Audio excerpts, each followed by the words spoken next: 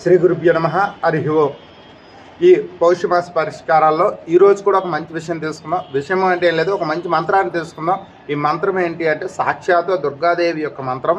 అలాగే ఈ మంత్రాన్ని మనకు సాక్షాత్తు శివపరమాత్ముడే చెప్పాడు. ఈ మంత్రం చదువుకుంటే మనకున్న కష్టాలన్నీ తొలుగుతాయి. అలాగే మనకున్న శత్రువులందరూ జయిస్తాము. అలాగే మనం జరగబోయే ఏ కార్యక్రమం అయినా సరే విజయంగా మారుతుందన్నమాట. విజయాలు మనం వరిస్తాయి. అలాంటి మంచి మంత్రము. ఈలోపు మీరు ఏం చేస్తారంటే వీడియోని లైక్ చేయండి, అలాగే చాలామందికి షేర్ చేయండి, మా ఛానల్ సబ్స్క్రైబ్ చేసుకోండి.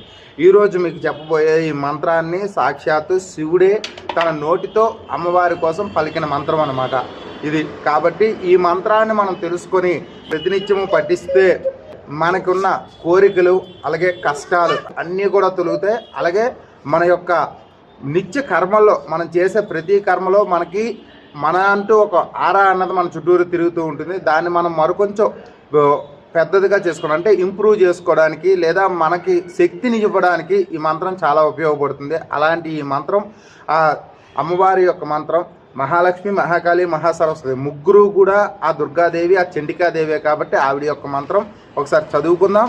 చూసే చదవండి, స్క్రీన్ మీద ఇస్తాను, ఇబ్బంది పడకండి, చూడకుండా చదవకండి. చూసి చదివి ఆ అమ్మవారి యొక్క కరుణా కటాక్షం మీ అందరికీ కలగాలని కోరుకుంటూ ఈ మంత్రం. శ్రీమాత్రే నమః. ఓం ఐంకారి సృష్టిరూప, హ్రీంకారి ప్రతిపాలిక, క్లీంకారి కామరూపిణ్యే, బీజరూపే నమోస్తుతే. ఈ మంత్రాన్ని మనం ప్రతినిత్యం చదువుకుంటే ఆ మంత్రంలో ఉన్న అధిష్టాన దేవతలు అన్నీ కూడా ఆవిడే. కామరూపిణి ఆవిడే, సిద్ధినిచ్చేది ఆవిడే, ప్రసాదించేది ఆవిడే. కామము అంటే అందరూ అనుకున్న బయట కామం కాదు. కామము అంటే మనం కోరుకున్న కోరిక, మనం మనస్ఫూర్తిగా మన కోరుకునే కోరిక మంచిదై ఉండి, సత్ప్రవర్తనదై ఉండి, మంచి కార్యం కోసం అయి ఉంటే, మన విజయం కోసము అయి ఉండే అది తప్పకుండా నెరవేరుతుంది. అలాంటి కోరికలన్నీ కూడా తీర్చడానికి అమ్మవారు సిద్ధంగా ఉంటుంది.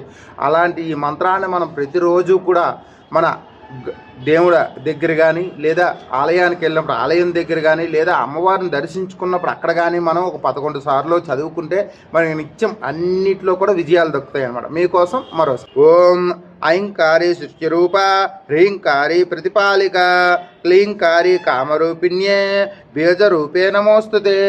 అమ్మవారు బీజ రూపంగా అంటే శ్రీచక్రంలో మీదని బిందువు ఉంటుంది. ఆ బిందువు రూపంలో అమ్మవారు మనకి ఉండి ఈ సృష్టిని అంతటినీ ఆవిడే నడిపిస్తుంది. కాబట్టి అలాంటి అమ్మవారిని మనం మనస్ఫూర్తిగా కోరుకుంటే మనకు అన్నీ ఇస్తుంది. అలాంటి బీజ రూపం ఉన్న ఈ అమ్మవారి యొక్క మంత్రాన్ని, ఈ దుర్గాదేవి చండికాదేవి మంత్రాన్ని మనం ప్రతినిత్యం చదువుకుంటే మనకి అన్ని శుభాలే జరుగుతాయని తెలియజేసి రేపటి వీడియోలో మళ్ళీ కలుసుకుని అంతవరకు సెలవు.